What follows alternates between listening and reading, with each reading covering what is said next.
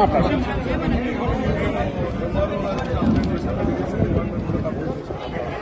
ప్రజాపాలనకి కలెక్టర్కి కూడా మేము అధికారులు వస్తారు. ఇది డిపార్ట్మెంట్ ఇరిగేషన్ డిఆర్ఓ మేడం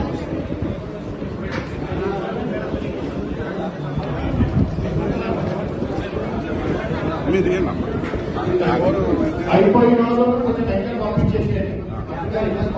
అన్న మీరు వెళ్ళండి.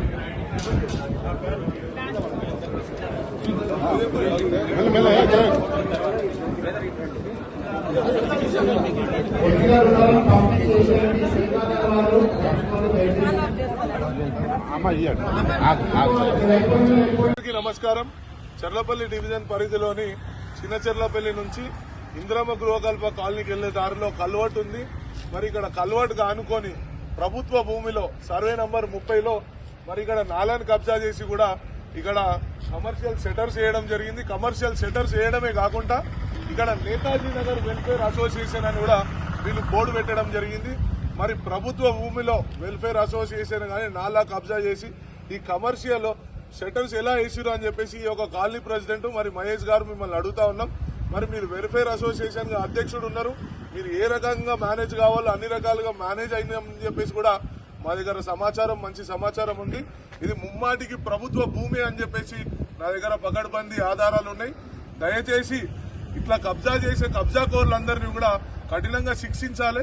మరియు ప్రభుత్వం ఒకవైపు నాలాలు ప్రక్షాళన చేస్తా ఉన్నారు, నాలాలు కూడా క్లియర్ చేసి మరి ఎక్కడైతే నాలాలు కబ్జా చేసి వీళ్ళు కడతా ఉన్నారో అవన్నీ కూడా డెమాలిష్ చేస్తా ఉన్నారు. అయితే ఇవన్నీ డెమాలిష్ చేసే క్రమంలో మరి ఇక్కడ మరి హైడ్రా అధికారులకు కూడా మేము ఫిర్యాదు చేస్తాం. ఇప్పుడే మంత్రి సీతక్క గారికి కూడా మరి మేము వినపించుకోవడం జరిగింది.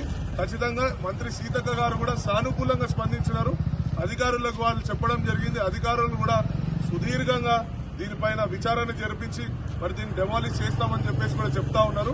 అయితే మేము ఒకటే చెప్తా ఉన్నాం, ఎవరైతే కబ్జా చేసినటువంటి కబ్జా కౌరులు ఉన్నారో వాళ్ళందరినీ కూడా కఠినంగా శిక్షించాలి.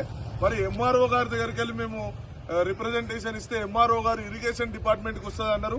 ఇరిగేషన్ డిపార్ట్మెంట్ వారికి మేము కంప్లైంట్ చేస్తే వాళ్ళు ప్రజాపాలన వెళ్ళి కలెక్టర్ గారికి ఇవ్వమన్నారు. మరి కలెక్టర్ గారి దగ్గరికి వెళ్తే వాళ్ళు అసలు స్పందించడం లేదు. మరి ప్రభుత్వం ఒకవైపు నాలా ప్రక్షాళన చేస్తా ఉంటే మరి అధికారులు కూడా మీరు పట్టించుకోకపోతే మరి మేము ఎవరి దగ్గరకు పోయి చెప్పుకోవాలంటే మా అభిమాన నాయకురాలు సీతక్క గారి దగ్గరికి వెళ్ళి మేము విన్నపించుకుంటే మాకు చాలా సానుకూలంగా స్పందించారు. త్వరలోనే దీన్ని డెమాలిష్ చేస్తామని కూడా చెప్తా ఉన్నారు.